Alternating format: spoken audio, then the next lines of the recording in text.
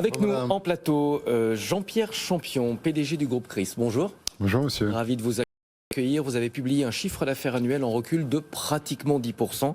Il est supérieur, légèrement supérieur à 1 milliard d'euros. Finalement, c'est un recul assez limité par rapport à la crise sanitaire. Oui, parce que nous avons fermé pendant 2 mois, Ouais. donc on aurait pu s'attendre à une baisse entre 15 et 20%. Et ensuite, on a, dès la réouverture, performé, de telle sorte qu'on a pu compenser une partie de notre retard. Alors, il y a un point intéressant, vous avez gagné des parts de marché. Oui, parce que même dans un marché qui baisse, on peut gagner des parts de marché, Ouais. heureusement. Donc on a gagné 0,4 points de parts de marché en passant de 15,4 à 15,8% du marché. Pour quelle raison? Compétitivité. En particulier, vous savez que nous sommes un producteur-distributeur, donc nous fabriquons une partie de nos verres, ce qui nous permet de redonner aux consommateurs une partie de la valeur qu'on dégage dans notre industrie. On va en parler dans un instant justement de cet avantage concurrentiel. D'abord un mot de la crise. Même pendant le premier confinement, les opticiens, eux, ont pu rester ouverts quelques heures par jour ou certains jours par semaine. Ce n'était pas le cas de tout le monde. Vous parlez le confinement de mars de l'année dernière? De mars de l'année dernière, en cours de tout le monde confinement. était fermé. Mais en fin de confinement, le gouvernement avait assoupli. Beaucoup de commerces étaient encore fermés. Les opticiens, vous faisiez partie de l'exception. Les opticiens sont restés 2 mois fermés parce qu'ils considéraient qu'ils n'avaient pas les conditions sanitaires leur permettant d'accueillir leurs clients. Donc on a réouvert au 15 mai. Alors justement, aujourd'hui, comment est-ce que vous allez travailler en tenant compte justement de ce contexte sanitaire, des gestes barrières et des recommandations du gouvernement? Vous voulez dire dans le cadre du nouveau confinement? Oui. Écoutez, on a depuis la sortie du premier confinement mis au point des protocoles sanitaires qui sont tout à fait au point. Donc avec port de masque, distance, nombre de personnes entrant dans le magasin. Et surtout, on a mis au point la notion de rendez-vous. Donc beaucoup de nos ventes sont faites sur rendez-vous. Donc ce qui permet de dégager un créneau horaire précis pour le client et d'être finalement tout aussi efficace en étant moins stressé. La dernière fois qu'on s'est vu en plateau, vous étiez venu me parler de la mutation de votre profession avec une baisse assez importante du nombre d'opticiens. Où est-ce qu'on en est aujourd'hui? Écoutez, je n'ai pas les chiffres pour l'année 2020. Le marché a fait moins 12. J'imagine que certains magasins ont fermé. Encore que, compte tenu des PGE, même ceux qui n'étaient pas en bonne santé ont dû finalement pouvoir tirer quelques mois en plus. Donc je vous ferai un bilan d'ici quelques mois. Comment est-ce que vous vous êtes adapté, vous, à cette modification, à cette mutation du marché de l'optique? Lié au confinement ou Non, lié à la mutation qui était déjà amorcée avant le confinement. On en avait parlé sur ce plateau. Alors, on a fait finalement, nous, un choix qui est un choix stratégique majeur, qui est de dire, en tant que distributeur, nous devons fabriquer aussi les produits que nous vendons. Donc ça, c'est un choix stratégique extrêmement important. Ça nous permet finalement de créer de la valeur dans la partie industrielle que nous retransmettons aux consommateurs pour être plus compétitifs. Ouais, ça nous permet également d'être indépendants par rapport aux grands fabricants qui sont aujourd'hui les acteurs mondiaux. Notre force ensuite, c'est d'être un réseau d'entrepreneurs, puisque nous sommes une coopérative au sein de laquelle nos associés sont tous propriétaires de leurs magasins, tous managers de leurs équipes, tous apporteurs du cash et de l'investissement. Pourquoi ça change tout? Ça change tout parce que on sait bien qu'un entrepreneur est supérieur à un salarié, en tout cas dans le domaine de la distribution de détail.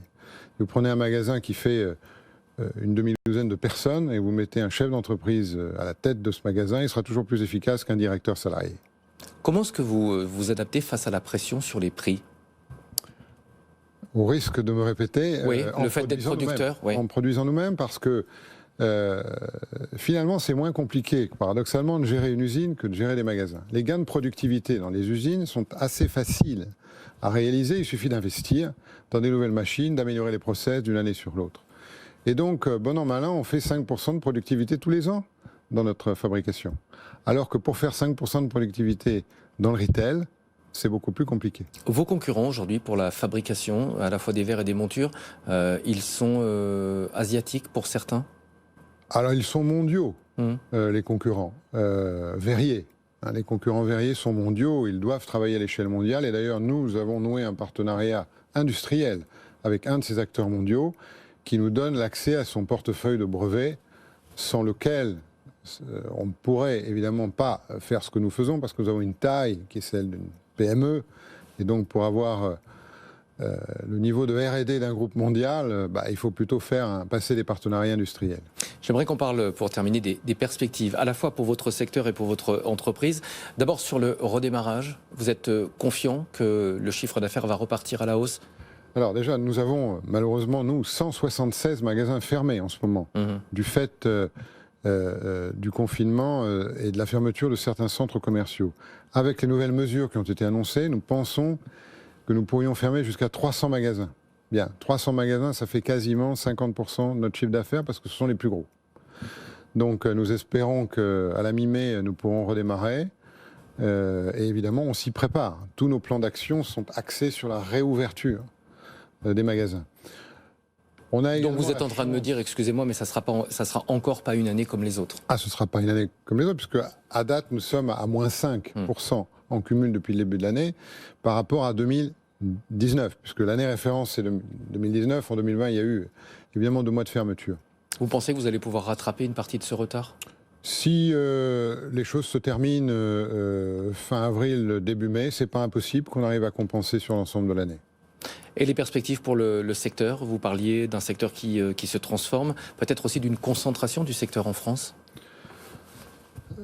Ce secteur, j'avais l'occasion de vous le dire, est servi par la démographie. Les Français vieillissent, malheureusement. La taille de la population augmente, c'est bien naturel. La myopie progresse. On parle de pandémie de myopie. Aujourd'hui, on est à 40% des Français qui sont myopes. On va vers 60% à horizon 2050. On rattrape l'Asie aujourd'hui, qui, elle, passera à 80%. Donc les facteurs démographiques sont, entre guillemets, favorables. Donc en volume, ce marché ne devrait pas baisser. Par contre, il subit des pressions déflationnistes très fortes, dont le 100% santé. Absolument. Et dont la pression exercée par les réseaux de soins. Vous pensez que c'était une erreur, le 100% santé?